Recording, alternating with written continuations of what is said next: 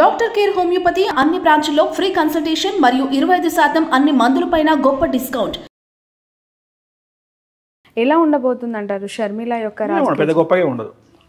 Okay, Sharmila గారు జగన్ దగ్గరికి పోతే హ్యాపీగా ఉంటుంది ఆమె జీవితం. ఆయన లేకుండా ఆమెను ఊహించుకోలేం. వెళ్ళే అవకాశం ఉందంటారు? ఎందుకంటే నీకు బాగా క్లోజ్ అమ్మా, నాకు తెలుసమ్మా. నీకు అమితమైనటువంటి ప్రేమ, నీకు చాలా క్లోజ్ షర్మిల. ప్రొఫెషన్ వేరు, వ్యక్తిగత మామూలుగానే అంటున్నా తల్లి.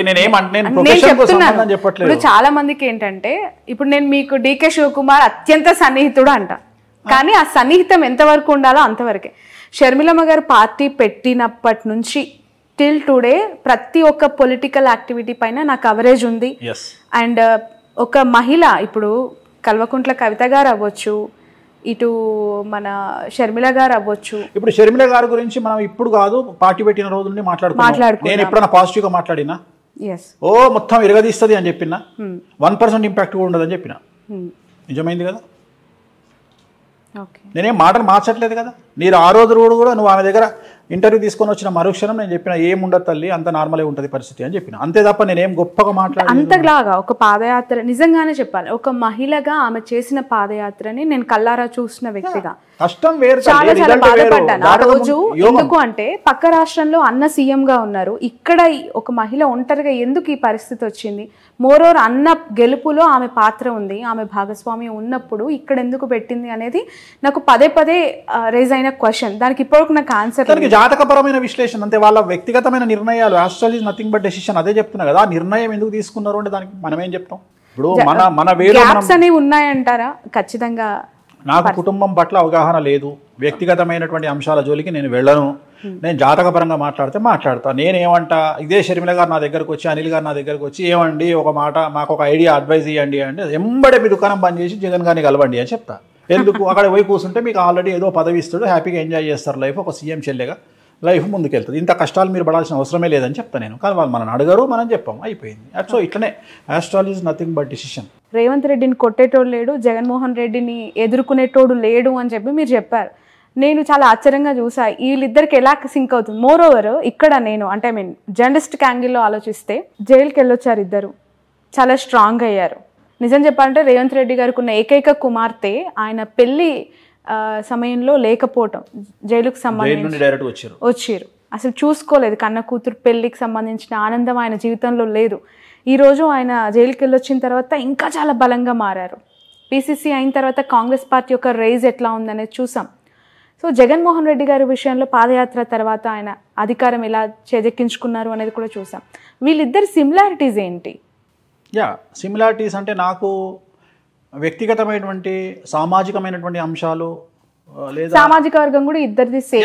అదే అంటారు, అది నాకు అనవసరం. నాకు సంబంధించినంత వరకు జగన్మోహన్ రెడ్డి గారిది ఆరుద్ర నక్షత్రం, రేవంత్ రెడ్డి గారిది చిత్తా నక్షత్రం.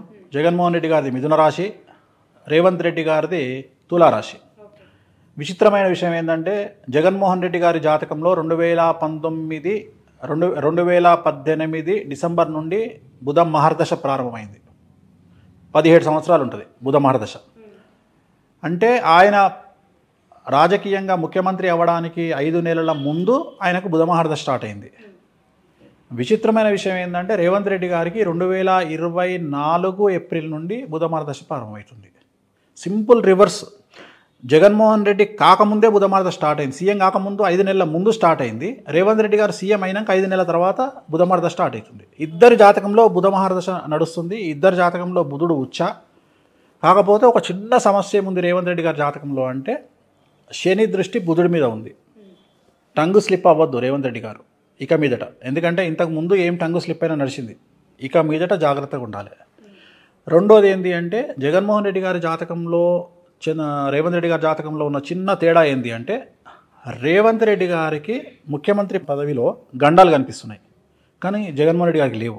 రేవంత్ రెడ్డి గారు నమ్మక ద్రోహానికి గురయ్యే అవకాశం ఉంది ముఖ్యమంత్రి పీఠంలో ఉన్నప్పుడు, లేదా ఒక ప్రత్యేకించి మీడియా సంస్థ ఆయన మీద స్టింగ్ ఆపరేషన్ చేయడం వల్లనో, ఒక వ్యక్తి స్టింగ్ ఆపరేషన్ చేయడం వల్లనో ఆయన తన పదవిని కోల్పోయే అవకాశం ఉంది. అంటే పదవి గండం ఏర్పడే అవకాశం ఉంది రేవంత్ రెడ్డి గారికి.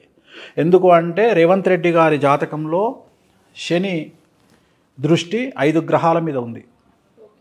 సో దాంట్లో ముఖ్యంగా శుక్రుడి మీద ఉంది. రెండోది రేవంత్ రెడ్డి గారి జాతకంలో గురువు 6వ స్థానంలో ఉన్నాడు. సో ఇవన్నిటిని తీసుకుంటే ఏంటి అంటే నమ్మక ద్రోహం ఏర్పడే అవకాశం ఉంటుంది, మధ్యలో పదవీచ్యుతుడయ్యే అవకాశం ఉంటుంది, పదవిని కోల్పోయే అవకాశం ఉంటుంది. ఎందువల్ల అంటే శత్రువుల యొక్క దాడి వల్ల. రేవంత్ రెడ్డి గారికి శత్రువులు ఎక్కువ. సో శత్రువుల మీద విజయాన్ని కనుక రేవంత్ రెడ్డి గారు పెట్టుకోకపోతే చాలా కష్టం. ఖచ్చితంగా శత్రువులను అదుపులో పెట్టుకోవాలి రేవంత్ రెడ్డి గారు. ఎలా తెలుస్తుంది అంటే శత్రువులని వాళ్ళు చేసే స్కెచెస్ కానీ జాతకం చూస్తే తెలుసుకుంటాం కదా. ఇప్పుడు జాతకంలో మనకు అర్థమైపోతుంది. ఇప్పుడు కేసీఆర్ గారికి చంద్రమంగళ యోగం ఉంది. 2014 వరకు కేసీఆర్ గారికి శత్రువులో బెడద ఉండేది. సీఎం అయిన తర్వాత హీఈస్ అన్స్టాపబుల్. 10 ఏళ్ళు ఇరగదీశారు, దశాచిత్రం అయిపోయింది. 10 ఏళ్ళు అసలు ఆయన గురించి కేసీఆర్ గారు జగన్మోహన్ రెడ్డి గారు ఇద్దరు కూర్చొని తెలంగాణలో ఒకటే కుర్చీలో పక్కపక్క కుర్చీలో కూర్చొని బండబూతు తిడితే తెలంగాణ పత్రికలలో తెలంగాణ మీడియాలో కేసీఆర్ గారు రామా అన్నారు అని వస్తుంది, జగన్మోహన్ రెడ్డి గారు బూతు మాట్లాడారు అని వస్తుంది. ఇంతకంటే ఒక అచీవ్మెంట్ ఏం కావాలి సీఎంకు? గీత గీస్తే దాటలే. గీత కనీసం రేపు పొద్దున ఆయన సీఎం పదవి పోతుందని రాయడానికి కూడా బిజినెస్ మ్యాన్ సీడ్ మందు రాసిన పరిస్థితి వచ్చింది. మీడియా ఎగ్జిట్ పోల్స్ కూడా ఇంక్లూడింగ్ ఎగ్జిట్ పోల్స్ కూడా 2వ తారీఖు నాడు చెప్పడానికి కూడా భయపడ్డాయి. ఎందుకంటే పుసుకున్న 3వ తారీఖు నాడు మళ్ళీ సీఎం అయితే దుకాణం మళ్ళీ మన పరిస్థితి ఏంది? ఎందుకు గురించి చాలా ఎగ్జిట్ పోల్స్ ప్రీ పోల్స్ అందులో కూడా భయపడ్డారు. చూపించిన దాన్ని ఫుల్ ప్లేజ్లో మీడియా చూపించలేదని చెప్తున్నా. ఎగ్జిట్ పోల్ అనేది మీడియా కాదు కదా. నువ్వు ఎగ్జిట్ పోల్ చేసి పేపర్ మీడియాకి ఇస్తావు, ఆ పేపర్ టీవీలో చూపించాలి. చూపించే టీవీ వాళ్ళు భయపడ్డారని చెప్తున్నా. ఓకే, ఆ విషయంలో జగన్మోహన్ రెడ్డి గారు కేసీఆర్ని చూసి నేర్చుకోవాలి. చాలా నేర్చుకోవాలి. మొదటి నుండి నేను అదే మొత్తుకుంటున్నా. కానీ ఆయన పట్టించుకోడు కదా. ఆయన కనీసం ఆయన సొంత ఛానల్ కూడా సరిగేయరు. ఆయన సొంత ఛానల్లో కూడా ఆయన కాపాడేవాడు ఉండడు. అది కర్మ. నేను అదే చెప్తున్నా, ఆ పరిస్థితి ఇక్కడ రావద్దని చెప్తున్నా. ఎందుకు గురుజీ? ఆయనకు కూడా ఒక పత్రిక ఉంది. అదే చెప్తున్నా, సొంత ఛానల్ అని అంత పట్టించుకోవాలి. వాళ్ళు ఇయ్యరు సరిగా. ఓకే, పొద్దు నుంచి నైట్ వరకు ఆ సంస్థలో ఆయన వార్తలు, ఆయన చేసే పథకాలు చేసినా దాని వాడకం ఉంటుందమ్మా. మనం మీడియా చూపించే విధానం అంటే అఫ్ కోర్స్ జనాలు చూపించినా పట్టించుకుంటలేరు. కారణం ఏంది అంటే జనాలకు క్లారిటీ ఏర్పడ్డది. ఎవరేంది, ఏ ఛానల్ ఏంది, జస్ట్ కరపుత్రిక అంతే తేడా. ఇక జనాలు నమ్మే స్టేజ్లో లేరు. ఎంజాయ్ చేస్తున్నారమ్మా. న్యూట్రాలిటీ పోయింది. ఒకప్పుడు ఒక టీవీ ఛానల్లో ఒక సిఐ గురించో, ఒక ఎస్ఐ గురించో, ఒక రెవెన్యూ ఇన్స్పెక్టర్ గురించో, ఒక ఎంఆర్ఓ గురించి వస్తే షేక్ అయ్యేది వాడి ఫ్యామిలీ. ఇప్పుడు లైట్ తీసుకుంటున్న వాడు. ఈవెన్ వాళ్ళ పై అధికారులు కూడా దీన్ని అడ్డం పెట్టుకొని ఆయన మీద చర్య తీసుకోవట్లేదు. ఎందుకంటే అది నిజమా అబద్ధమా ఎందుకులే వదిలేస్తున్నారు. అంటే దానికి ఉండే గుడ్ విల్ అనేది, నిజాయితీ అనేది, క్రెడిబిలిటీ పోయింది. సో అందువల్ల ఇప్పుడు సోషల్ మీడియా ఉంది. ఆ బర్రె లెక్కను పట్టుకొచ్చిర్రు. ఆమె పని ఆమె చేసుకునేది తీసుకొచ్చి అనవసరంగా ఆమె దగ్గర రూపాయి కూడా పోయింది దెబ్బతోని తీసుకొచ్చి పెట్టిరు. ఆ సోషల్ మీడియా అడావిడి చేస్తుంది. జనాలందరూ పోయిరు, ఆమెతో మాట్లాడారు, ఏదో చేసిరు. చివరికి 10,000 ఓట్లు, 3,000 ఓట్లు, 4,000 ఓట్లు వచ్చినాయి. బిస్కెట్ అయిపోయింది. ఇప్పుడు చూడు, నువ్వు ఎల్లుండి నుండి ఆమె ముఖం చూస్తాడు ఉండడు. ఆమె దుకాణం బంద్. అనవసరంగా ఆ పిల్ల ఏదో ఉద్యోగం చేసుకోకుండా చేసిర్రు.